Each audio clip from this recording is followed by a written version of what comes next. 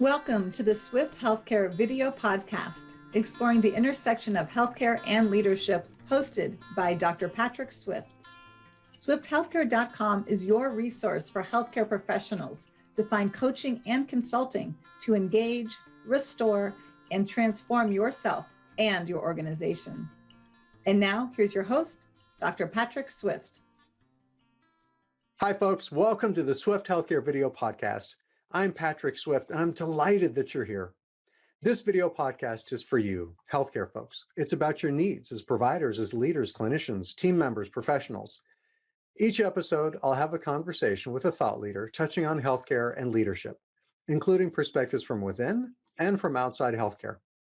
And for this first episode, before I bring on guests, I want to share with you my why.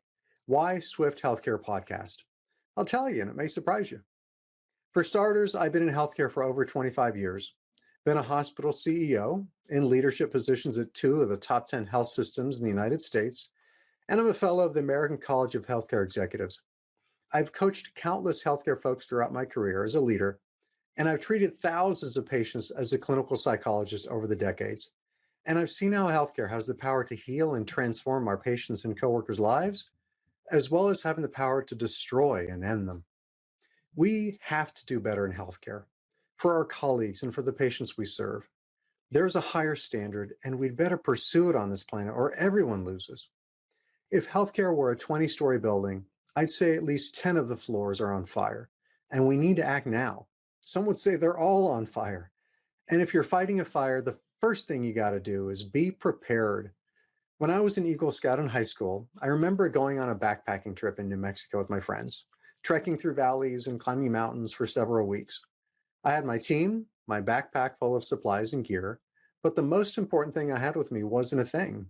It was being mentally prepared. As an Eagle Scout, I believe that being mentally prepared applies directly to healthcare and what we're facing now. And are you mentally prepared for what you're facing or are gonna face? This podcast is about preparing you for what lies ahead or helping you deal with what you're facing now. I don't have all the answers, God knows, but I trust that my guests will help shine a light in the direction we need to look to see more clearly. My why for this podcast comes from who I am. I come from a multicultural and multi-faith family. My mother is Mexican and my father is Texan. I'm Tex-Mex, not just because I love chips and salsa, but it's because of who I am as a person. My grandparents were Jewish, Catholic, and Protestant, so I grew up in an immediate family that held different beliefs, had different skin colors, and spoke different languages. It reminds me of a hospital. It reminds me of a country that can hold hundreds, thousands, if not millions of people from many different perspectives and orientations. Diversity, unity is an integral part of me. I actually believe it's an integral part of healthcare. E pluribus unum, out of the many, one. Unity is integral to healthcare, not just within the United States, but within the human family. In the immortal words of my favorite band, U2, there is no them, there's only us.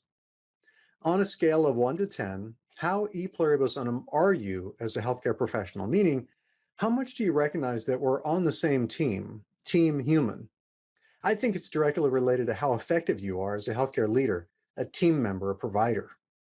My why for this podcast also comes from knowing what it's like to burn out as a healthcare provider. Healthcare folks, we're mission-driven people. We want to help and serve others.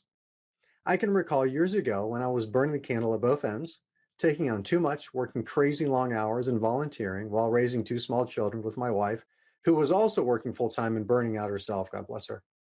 When it got to the lowest point, I realized my life was a recipe for burnout. There were things in my life that were out of control that I could not change, of course, but there were also other things in my life that I could control. And that is where I started to make changes. Little changes that help make things better, like taking better care of myself, being more present to my wife and kids, and things slowly turned around. So I'll ask you, is your professional life a recipe for burnout, especially in light of COVID? I hope not. But if it is, this podcast is about nourishing you with best practices to support you in your career. My why also comes from knowing what it's like to burn out as a healthcare leader. Years ago, I was leading an organization, supporting my team, physicians, employees who were doing amazing things, caring for patients who truly needed us. But in healthcare, we are frequently doing more and more with less and less. I had lost several leaders, which meant I was doing several more jobs myself, working ridiculous hours, practically sleeping at my office. And I finally woke up and decided I had to do something different and make a paradigm shift in my life. I got a coach, created a plan, and found a path forward to balance my priorities. It changed my life. So if you have been ground down to dust by your job, your clinical work, or your leadership or your boss, don't give up. Seek support. Talk to a professional colleague. Get a coach. Do something about it. While you hang in there and trust that life is not happening to you, it's happening for you. Tony Robbins taught me that. And that perspective of gratitude for my challenges has transformed my life. Near the beginning of this episode, I said healthcare is like a 20-story building and at least 10 of the floors are on fire, right? I want to end this episode with a story. When I was in about the second grade, my family had a tradition of carving pumpkins to celebrate Halloween. We'd each carve a pumpkin, place a candle in it, and keep it safe in the family room. And one day I came home from school, lit my candle, and took it to my bedroom. I placed it on a shelf near a bunch of highly flammable toys. This was back in the day. And turned around to play with something else. Out of the corner of my eye, I saw the flame catch, travel up the shelves, and set my bunk bed on fire. I ran down the hall to the bathroom, grabbed a Dixie cup, those small little cups, and ran back down the hall to the fire and threw a tiny bit of water onto the blaze. Nothing. So I ran back down to the bathroom, grabbed two Dixie cups, and threw two little splashes of water onto the blaze that was now engulfing my room. Nothing. The little Cub Scout in me knew that I needed help.